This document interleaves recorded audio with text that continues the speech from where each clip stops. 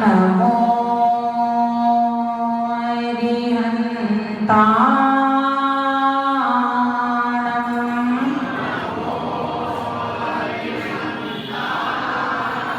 नमो सिद्धाणं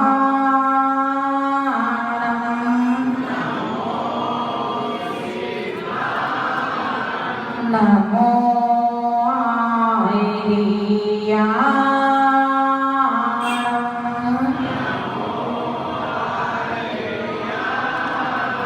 नमो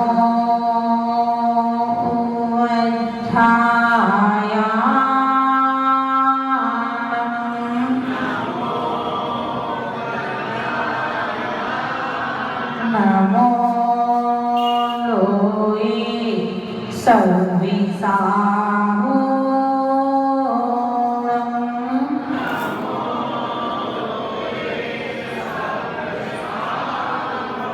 बोलिए पंच परमेश्वरी भगवान की, चिंतामणि पार्श्वनाथ भगवान की, महावीर भगवान की, गुरुराजा श्री विद्याभूषण श्रीमती शारदाजी महाराज की।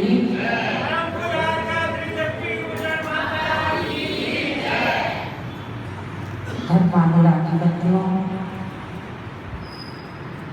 12 भावना के अंतर्गत क्रम से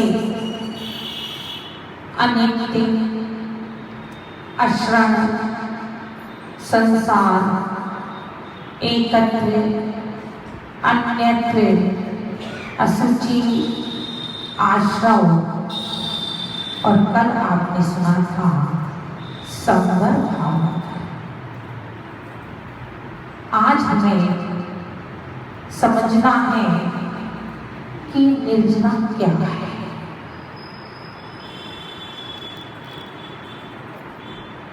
बारह भावना के अंतर्गत मंगतराय जी ने अभी आप लोगों ने 12 भावना का पाठ किया और उसमें पढ़ा कि जो सरोवर जलुका सुनता तपन पड़े नारी, संवर रोके कर में निर्जरा है सोखर। उदय भोग सविपा के समय पक जाए आम डारी, दूजी है अविवाह पकावे पाल से। और विचार लाए हैं हमें आज निर्जरा को समझना है कि किस प्रकार से हम कर्मों की निर्जरा करें। निर्जरा का अर्थ क्या है? निर्जरा कहते किसी जीर्ण शीर्ण कर देना, क्रम क्रम से धीरे धीरे कर्मों का झरना धीरे धीरे समाप्त होना। पूर्णतः समाप्त होना तो मोक्ष कहलाता है और एक देश एक एक करके जीना क्या कहलाएगा? निर्जना कहलाएगा। आश्रव किसे कहा था? कर्मों के आने को आश्रव कहा था। आप बस में जा रहे हैं या गाड़ी में जा रहे हैं या ट्रेन में जा रहे हैं और आप ट्रेन में चढ़ते हैं, बस में चढ़ते हैं, चढ़ना क्या हो गया? आश्रव। उसके बाद जब आप सीट पर बैठे तो वह क्या हो गया? बंध। और संवर आते हुए कर्मों का टुकड़ा। जब बस पूरी भर गई तो दरवाजा बंद कर दिया। क्या हो गया? संवर। अब निर्जरा कैसे होगी? किसी को यहां से गाजियाबाद जाना है, किसी को मोदी नगर जाना है, किसी को मेरठ जाना है, किसी को और आगे जाना है। जिसको गाजियाबाद जाना है वह गाजियाबाद की स्टेशन पे उतरेगा, बस स्टैंड पर उतरेगा। जिसे मोदी नगर जाना है मोदी नगर में उतरेगा, जिसे मेरठ जाना है वह मेरठ में उतरेगा। इसी प्रकार से कर्मों की एक एक करके क्रम क्रम से निर्जरा होती है, कर्म झरते हैं। निर्जरा के दो भेद किए गए, एक सविपाक और एक अविपाक। सविपाक निर्जरा कहते किसे हैं? सविपाक का अर्थ किया गया है कि समय के पूरे होने पर झरना, और अविपाक का मतलब है कि समय पूरे होने से पहले झर जाता। उदाहरण भी है, आजकल आम का सीजन चल रहा है, वैसे सीजन जाने वाला है।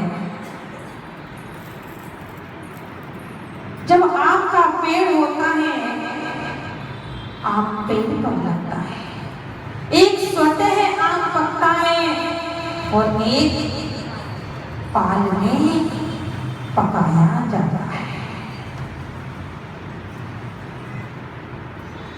जो स्वतः पकता है वह कौन सी निर्जरा है? सविपाक निर्जरा है।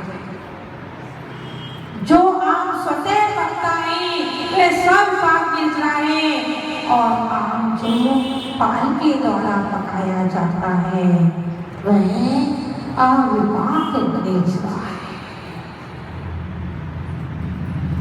लेकिन आज तो और भी तरीके से आम पकाए जाते हैं। पेटी में कच्चे आम रख दिए और उसमें एक पुड़िया डाल दी, इसलिए कि जल्दी ना पक जाए यह आम, धीरे धीरे आम पके और वह आम खराब ना। जहां तक इस आम को जाना है वहां तक आम सुरक्षित चला जाए और समय पर पक जाए। बात हम निर्जरा की कर रहे हैं। जो सविपाक निर्जरा है उसका हमारे यहाँ पर धर्म की दृष्टि से कोई महत्व नहीं है, क्योंकि सविपाक निर्जरा में क्या है कि जब होना होगा तब हो जाएगा। अभी क्या जल्दी पड़ी है धर्म ध्यान करने की, बहुत दिन पड़ी है। कौन सोचता है? अज्ञानी जीव सोचता है, और उसकी सविपाक निर्जरा होती है। लेकिन जो ज्ञानी जीव होता है वह क्या सोचता है कि मैंने बहुत समय अपना व्यर्थ में गंवा दिया, इतने वर्ष मेरे यूं ही निकल गए। अब मुझे संयम के मार्ग पर आगे बढ़ना चाहिए। एक बार एक बहन जी आई और बहन जी आकर के कहने लगी कि माता जी, मैं घर से निकलना चाहती हूँ, निकल नहीं पा रही हूँ, थोड़ी सी उलझन है, वह पूरी हो जाए, थोड़ी सी समस्या है, वह मेरी पूरी हो जाए। मैंने पूछ लिया, कौन सी समस्या है, क्या समस्या है? बोली, बस बेटे की शादी नहीं हो रही है, शादी हो जाएगी, फ्री हो जाऊंगी, मेरा कर्तव्य खत्म हो जाएगा। उस दिन के बाद आई, मैंने कहा उलझन से दूर हो गई? बोले हाँ, शादी तो हो गई, अब तो सच में आ जाओगे? बोले कहाँ माता जी, अभी बहू नई आई है।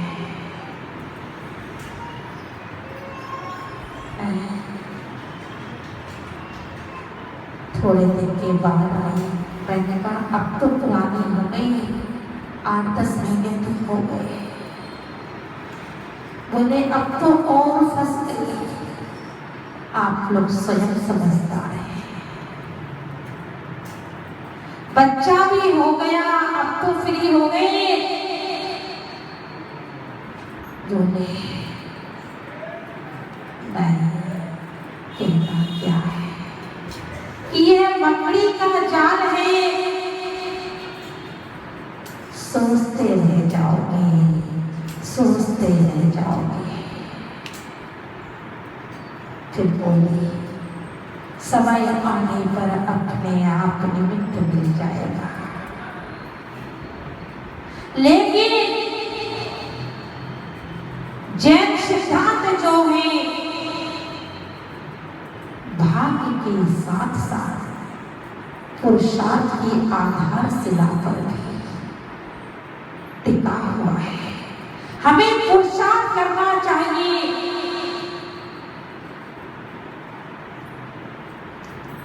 यदि घर में कोई बीमार हो गया है, परेशानी हो गई है, कोई बड़ी रोग हो गया है, सोच लो कि समय आने पर ठीक हो जाएगा, डॉक्टर को दिखाने की जरूरत है। सोचोगे? नहीं सोचोगे। डॉक्टर के पास जाओगे और डॉक्टर जो कहेगा उसे करोगे। बीमारी को दूर करने के लिए और डॉक्टर कह दे कि अंत समय में, उस समय जैन दर्शन क्या कहता है कि पुरुषार्थ तो करना चाहिए, लेकिन यदि अंत समय है तो उस समय भगवान से यही प्रार्थना करो कि हे भगवान, मेरा अंत समय हॉस्पिटल में जाकर के ना हो।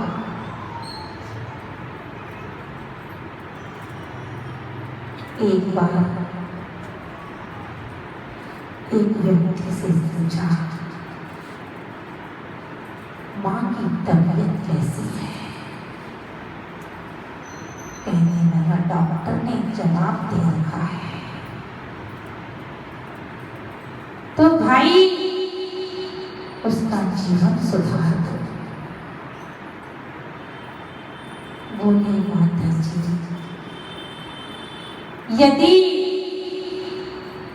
हम ऐसा करेंगे तो समाज के लोग क्या कहेंगे? इलाज नहीं करवा पाए, इसलिए क्या सोच है? यह सोच किसकी है? अज्ञानी जीव की है।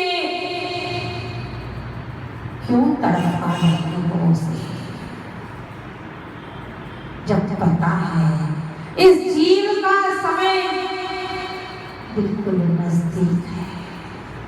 अरे उसे घर लाकर के, गुरु शरण में लाकर के उसे समाधि वरण करना, नमोकार मंत्र सुनाओ, समाधि वरण सुनाओ, बारे भावना सुनाओ, वैराग्य भावना सुनाओ। उसके अंदर वैराग्य के भाव जागृत करो। लेकिन लोग व्यवहार हमारे सामने आ जाता है। यदि कोई कुछ भी कहता है, उस समय उसे समझाने का प्रयास करो। जो ज्ञानी जीव होता है वह सामने वाले को समझाने का प्रयास करता है। एक बार मेरठ की सच्ची घटना है। मवाना में चातुर्मास था मेरा।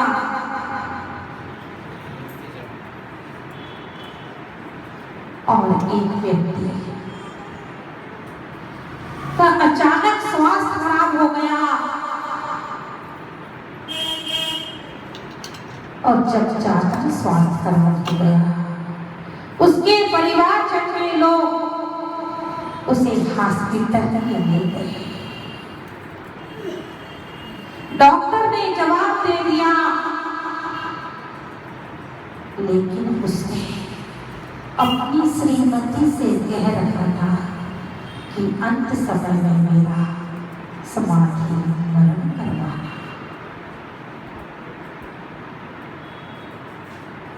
घर के लोग नहीं माने। श्रीमती ने क्या किया?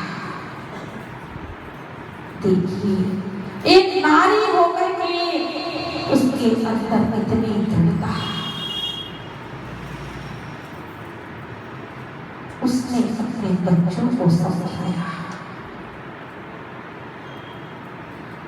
बच्चों को समझा करके हॉस्पिटल में ही उसके सारे वस्त्र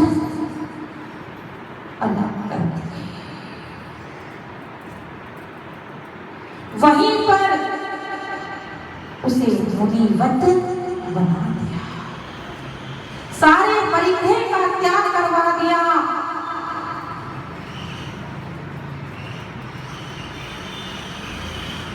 और गाथा सुनाते हुए समाधि वरण, पाठ सुनाते हुए समाधि करवा दी।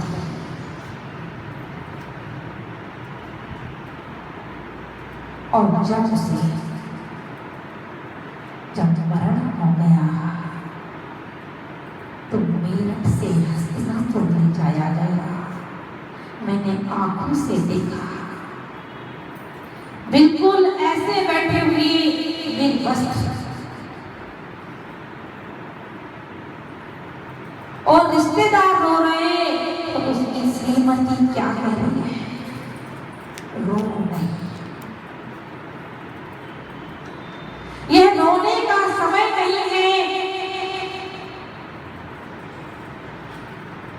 जीव को तो जाना ही है,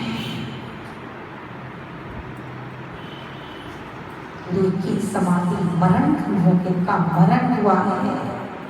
इन्होंने अच्छी समाधि करी है, भगवान से यही भगवान से भावना भाव कि मेरा भी समाधि मरण इसी तरीके से। क्यों मोह में फंसे हो?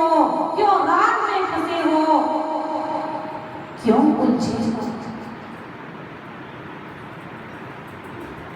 कर्म किसी को नहीं छोड़ते हैं। ध्यान, यहाँ निजरा भावना की बात चल रही है। समय रहते हुए सचेत हो जाओ। जो करना है यह आयु आपकी करने की है, कर लो। जो हाथ से देना है वही समय रहते हुए दे जाओ। जो पूजन पाठ करना है वह कर लो। बाद में जब हाथ पैर नहीं चलेंगे तब सोचोगे मेरी गिरनार जी की यात्रा हो जाए, मेरी समय शिखर की यात्रा हो जाए, कहीं भी नहीं जा पाओगे। एक बार एक सेठ जी मरणासन पर चल रहे थे।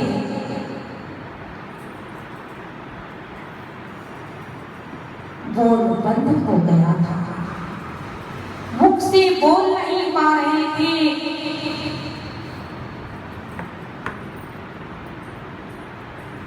तो वहां के लोगों ने सोचा हर जगह मंदिर कमेटी होती है, समाज के मुख्य लोग होते हैं। उन्होंने सोचा हमारे यहाँ पर मंदिर का कार्य होना है, मंदिर जीर्ण शीर्ण हो रहा है, धर्मशाला बननी है। चलो सेठ जी के पास बहुत पैसा है, अंत समय है, उनसे कुछ ले ले। चले गए। वहां पहुंच करके उन्होंने सेठ जी को देखा। जब सेठ जी को देखा कि सेठ जी तो बोल भी नहीं पा रहे हैं, मात्र इशारा कर पा रहे हैं। उन लोगों ने सेठ जी से कुछ कहा, सेठ जी आपका अंत समय है, आपने बहुत कुछ जोड़ रखा है, अब सफल चीज का त्याग कर दो और समाधि मरण पूर्वक अपनी विदाई हो। आपके यहाँ पर मंदिर का जीर्णोद्धार होना है, धर्मशाला बननी है। हम लोग का मन है कि आप मंदिर जी के लिए कुछ रुपए दान में निकालें। सेठ जी बोल नहीं पा रहे हैं। सेठ जी ने उंगली उठा दी, मात्र ऐसी उंगली उठा दी। सेठ जी के चारों तरफ उनके 4 बेटे खड़े हुए थे। समाज के लोग समझ नहीं पाए। उन्होंने पूछा सेठ जी क्या कह रहे हैं? तो उनके पुत्र क्या कहते हैं?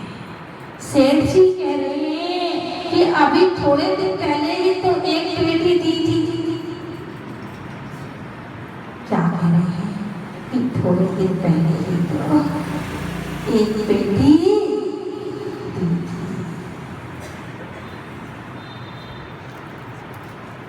सेठ जी मन ही मन सोच रहे हैं, विकल्प कर रहे हैं। समझ सब रहे थे, बोल नहीं पा रहे हैं। जब बच्चों ने ऐसा कहा तो सेठ जी कह रहे हैं एक और दे दो। क्या कह रहे हैं कि समाज के लोग आए हैं, इन्हें एक और दे दो। लेकिन बच्चे क्या कह रहे हैं?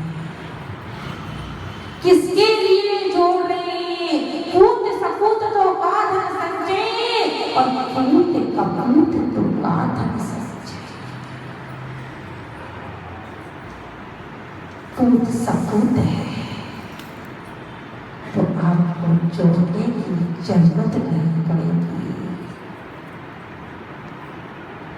उसके पास कुछ भी नहीं है तो भी सपूत है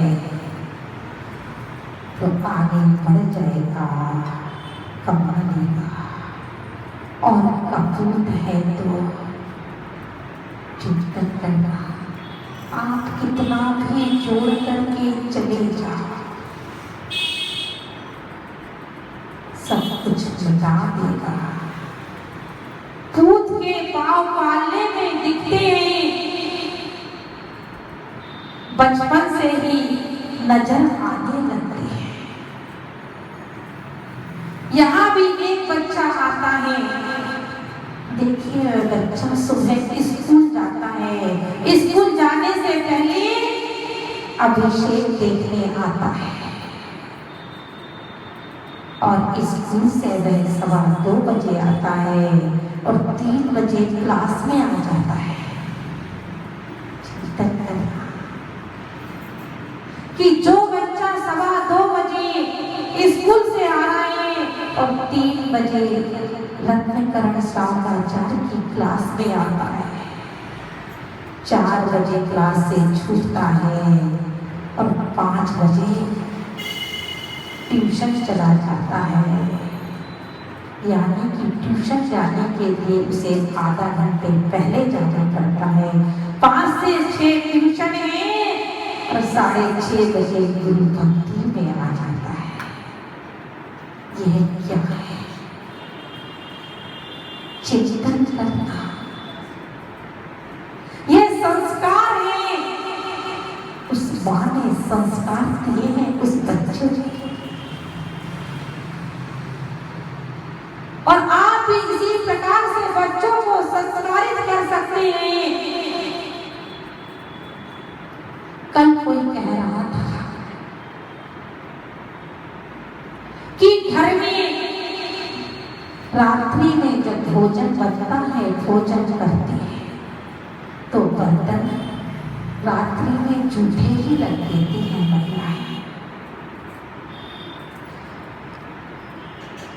कहीं और का व्यक्ति था वह, लेकिन भोलानाथ नगर की महिलाएं ऐसा नहीं करती, क्योंकि यहाँ तो जितनी महिलाएं हैं सब ज्ञानी हैं। ऐसे कार्य करते ही नहीं होगी। ध्यान रखना, इससे भी कर्म का बंद होता है। आपने झूठे बर्तन रात्रि में रख दिए, उसमें कितने जीवों की उत्पत्ति हो गई, कितने जीवों का घात हुआ,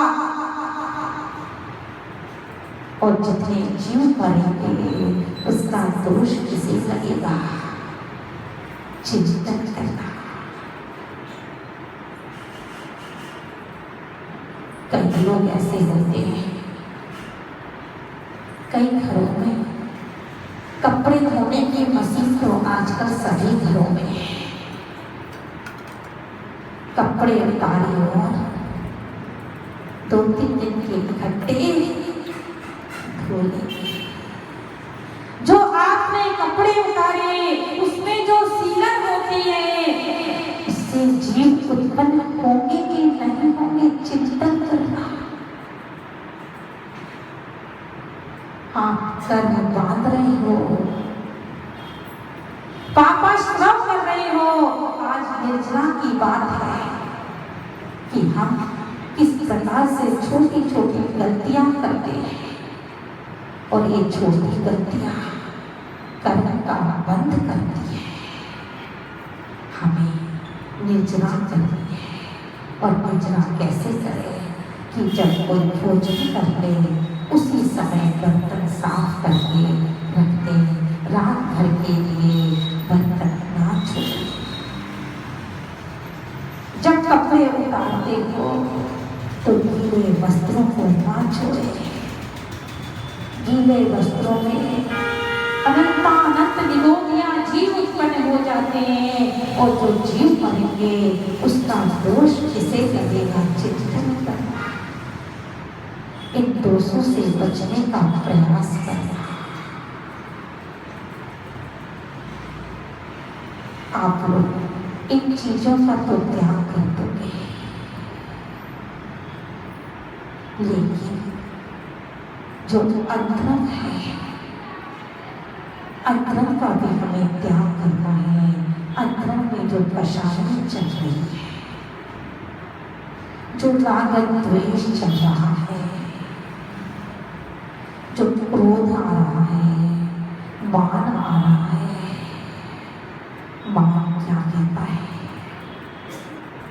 क्रोध कब आता है? जब हमारे अहंकार पर ठेस लगती है। ध्यान रखना, जब हमें किसी की बात बर्दाश्त नहीं होती है तब क्रोध आता है। और यह क्रोध रूपी चांडाल जो है वह जब आता है तो कैसा आता है मालूम है कि नहीं आपको? दूसरे का विनाश करे ना करे, अपना विनाश कर करके ही जाता है। इसलिए समय भी अपनी गति से निकला है। हमें अंतर में मिथ्यात्वता, राग द्वेष का, क्रोध मान माया लोभ की कषाय का त्याग करना है। कम से कम आज इतना करना कि आप लोग घर में जूठे बर्तन रात्रि के समय में नहीं छोड़ना। इतना आज का नियम है। आगे आप लोग पालन करो तो जरूर करना, लेकिन कम से कम आज घर में अपने जूठे बर्तन मत छोड़ना। बोलिए चिंतामणि पार्श्वनाथ भगवान की।